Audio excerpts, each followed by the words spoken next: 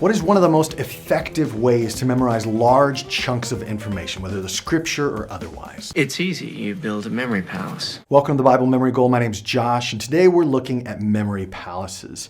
This is probably one of my favorite ways to memorize pieces of information, and especially now as I'm memorizing extended portions of scripture, not just entire books, but multiple books of the Bible. Utilizing these memory palaces has allowed me to do that, and not only do that effectively, but then go back and find that information, the chapter and verses that I'm looking for. And it doesn't add too much work to the process of memorization, but it does provide that degree of really just organization to your memory. So a memory palace makes use of really your spatial visualization techniques, the ability of your brain to be able to understand its environment spatially and then walk through that environment without actually you physically being there. So imagine, for example, the home that you grew up in. You can probably still walk through that front door. You can still see the kitchen. You can still see your room in your mind's eye. That's the spatial awareness that God's given your brain to be able to do,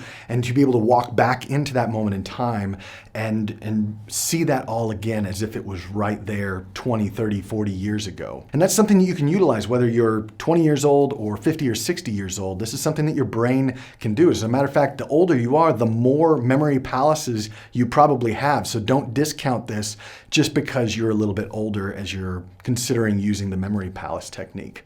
The memory palace technique actually dates back to ancient Greek and Romans. They called it the method of loci or loci.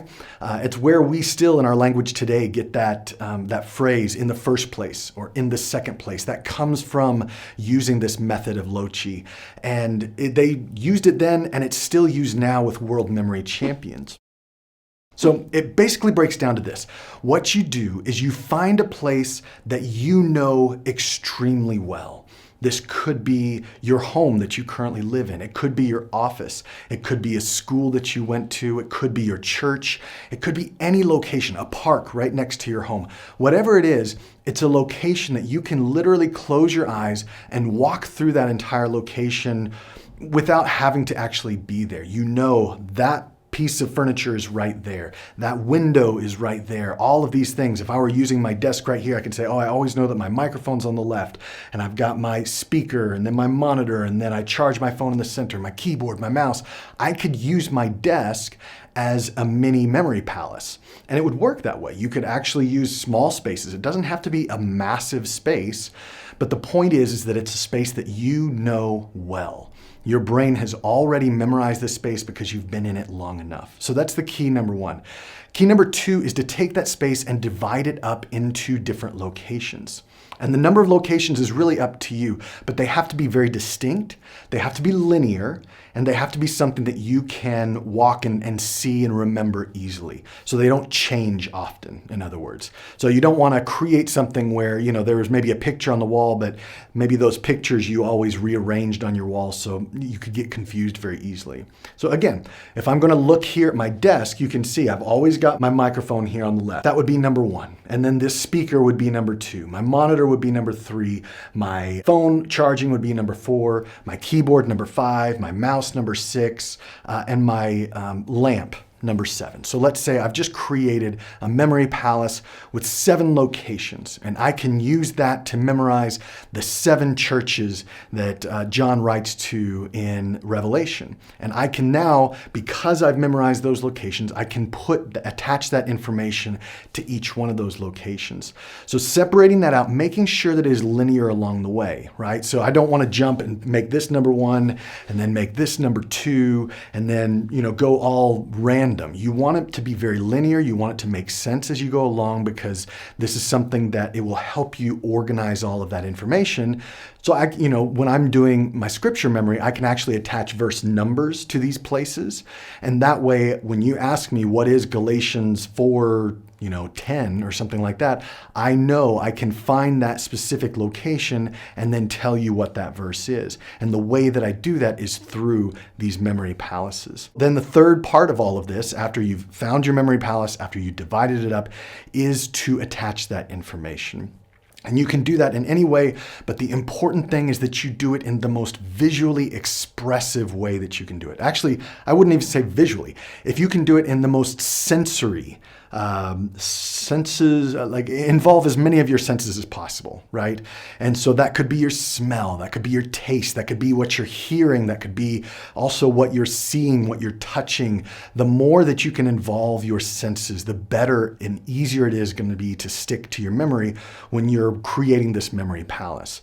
So, for example, if I want something to be attached to this light, I can remember, let's say that light bulb is super hot. So I touch that light bulb, it's super hot, and that heat, that burning sensation on my fingers would remind me of whatever it is that I want to put on this location. So if I'm trying to remember a grocery list and I want to remember to get meat, I can remember that I burned my fingers on this lamp, and now I'm going to grill my steak on that lamp. I literally put the steak on top of that, and I can smell the smell of that steak cooking and all of those things, all of those sensory, using my senses to remember that's what's going to help these things stick. I'll say this real quick before I dive into this third part here.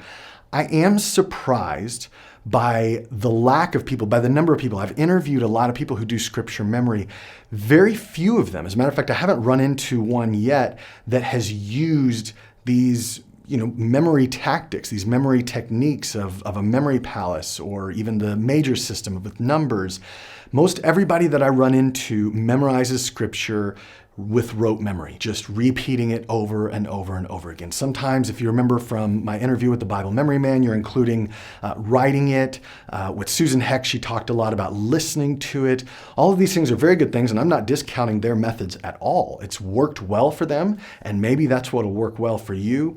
But I think that there's something to be said about trying to utilize these modern memory techniques in order to memorize large, extended portions of scripture, because I think it'll make it easier. Like for me, when I'm using these memory methods, when I'm using one of these memory palaces, what it allows me to do is it allows me to get the information quickly into my brain, right? I attach it onto all of these different places. And I wouldn't say that necessarily means that it's in my long-term memory storage. But what that means is now I don't have to have the passage literally in front of my face. I don't have to be reading it or listening to it in order to review it. I can do that in my mind, whether I'm in bed, whether I'm driving to drop my son off at school or pick him up.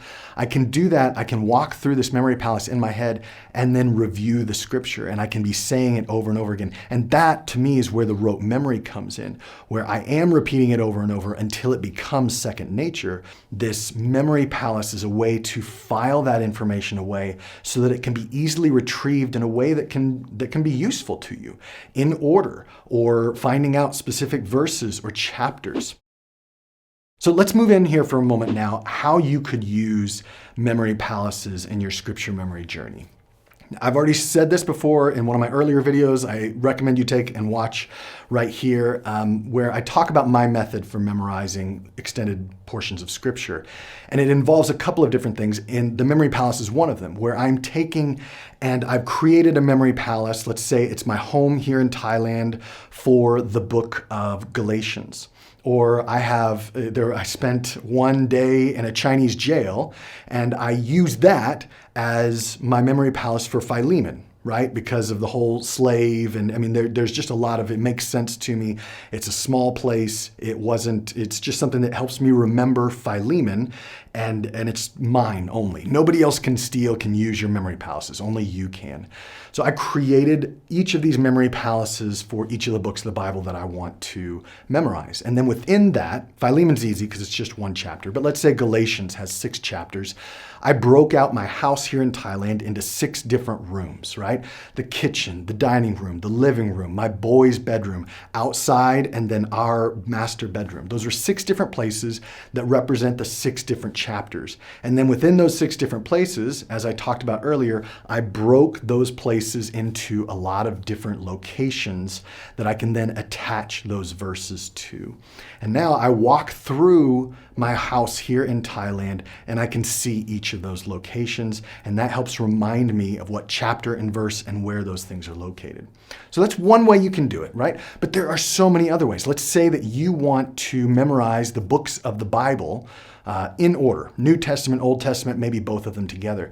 If you can create a memory palace with 66 different points along the way, if you know that place well enough, think about this. Not only could you attach all of those books of the Bible to those 66 different locations, but now, as you go along, you could actually recite them backwards because you know the locations. And if you can attach those books of the Bible, the names, if you can create this picture that involves your senses and gets put on that specific location in your memory palace, then you could actually go backwards. Or you can use a memory palace to memorize the 10 Commandments, or you can use a memory palace to memorize the different places that Paul went on his first, second, and third missionary journeys.